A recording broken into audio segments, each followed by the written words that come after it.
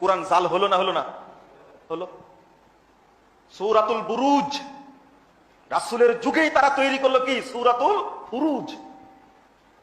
এটাও অজ্ঞতা একটা। আপনার কে বলেছে কোরআনের মধ্যে জাল জয়ীফ নাই? কে বলেছে এটা? প্রশ্নটা শুনে হতবাক হলেন, তাই না? কে বলেছে কোরআনের আয়াত জাল করেনি? এটা তুমি আমাকে বলছো।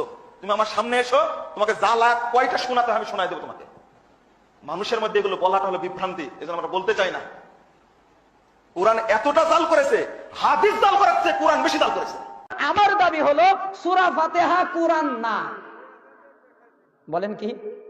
কোরআন না। সূরা ফাতিহা কোরআন না, এটা কার দাবি? আমার দাবি। আপনার তো প্রশ্ন করেছেন যে আমরা শুনেছি সূরা ফাতিহা নাকি কোরআনের অংশ নয়। আসলে এই কথাটি সঠিক নয়। কোরআনুল কারীমের অবশ্যই সূরা ফাতিহা অংশ, শুধু অংশই নয়। আল্লাহ রাসূল